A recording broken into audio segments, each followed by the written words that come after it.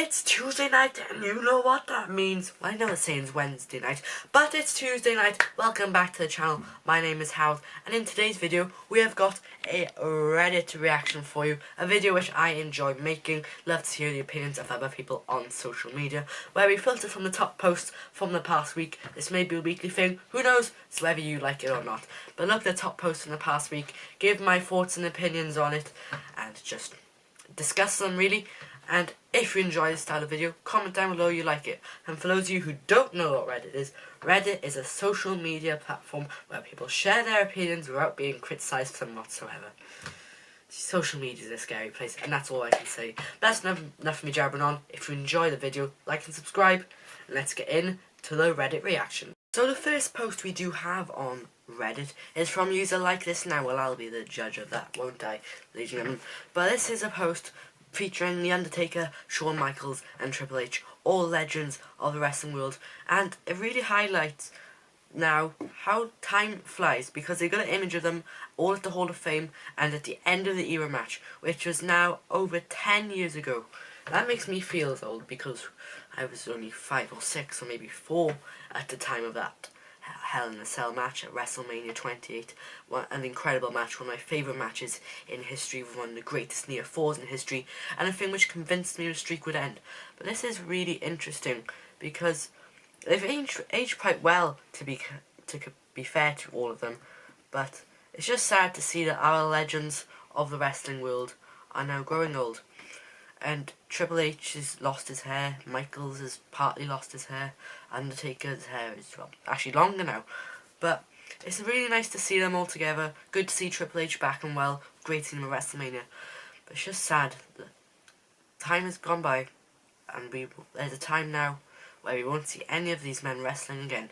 That's all happened in the space of about a year, really, because a year ago The Undertaker and Triple H hadn't retired, and now they're gone.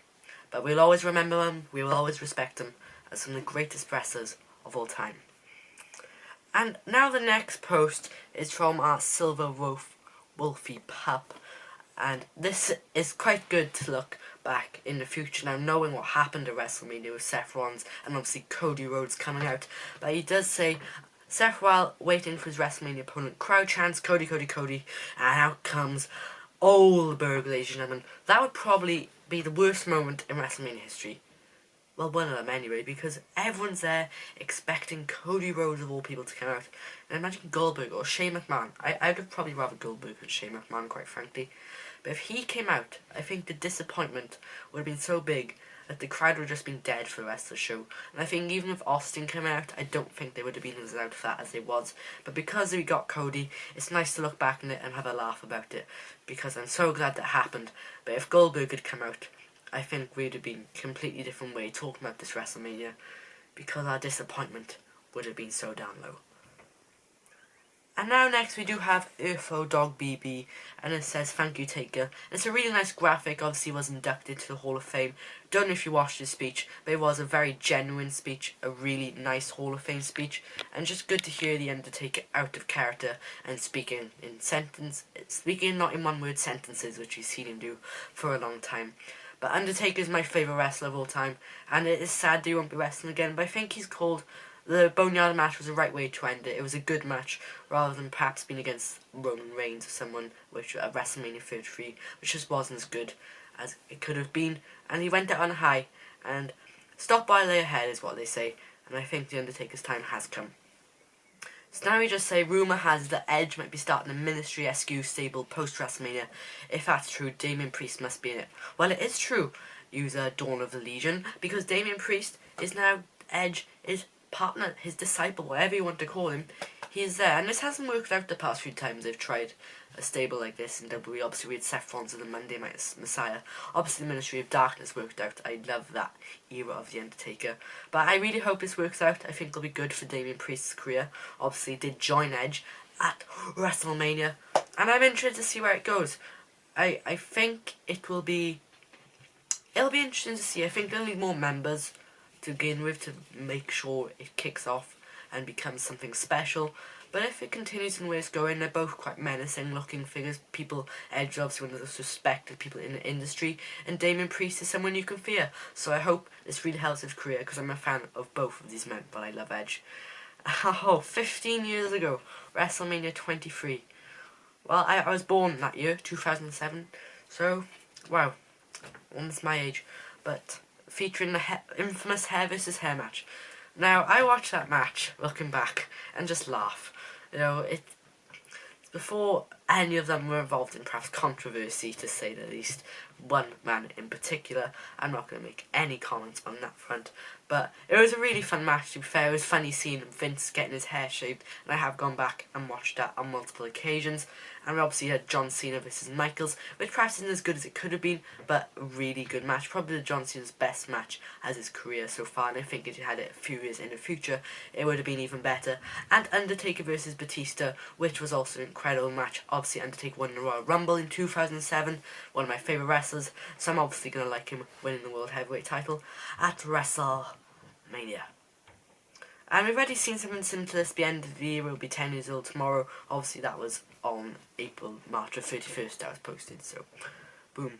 And there we go, posted 21 hours ago, Edge gave off those vibes, featuring the Ministry Taker, and now Edge, his new persona. And I'm very interested to see where Edge's persona goes.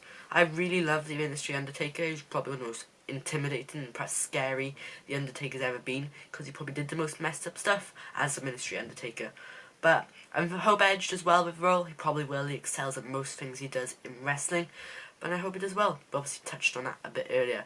And now this is an interesting one from Night Masquerade. Thoughts on the new NXT Women's Championship design. Do you guys like it or you hate it? And my opinion is very mixed on this one, because it is similar to the old Women's Championship in NXT, which I did quite like, which was probably perhaps a bit too similar to the men's title. And I do always love white strapped belts. We look at the old Intercontinental Championship before we got this one, which isn't ugly, but just doesn't look prestigious. It just doesn't look title which holds honour. It doesn't look like a title which holds respect, which the Intercontinental Championship does. It's obviously the fighting man's belt, and that's what I loved about it. But I think it captures the NXT 2.0 colours. It does look good on Mandy Rose. Well, most things do. Hey, but interesting looking belt. My opinions are mixed, but it's not a bad belt, and that's all I'm going to say on that one. And now we have Charles Robinson, future Hall of Fame inductee, no doubt. And yeah, I don't think we often see Hall of Famers get inducted. Referees get inducted to the Hall of Fame. Earl Hebner might have been, but I'm not 100% sure. But he's been there, God, must be many, many years now. And I've much respect for referees, because they don't often get talked about, but they do a few matches a show, and they sell every move like they've just been shot, so fair play to them, you know.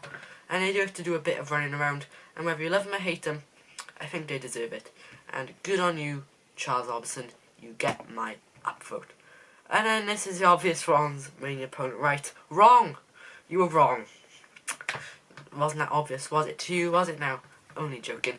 It would have been pretty cool to see The Fiend, or even better if he came out after the Roman Reigns match, which I did think was going to happen at some point when they saw 4 minutes were left, but no, he just kind of stood there and they played a replay and a cutscene, which they've done for the entire show.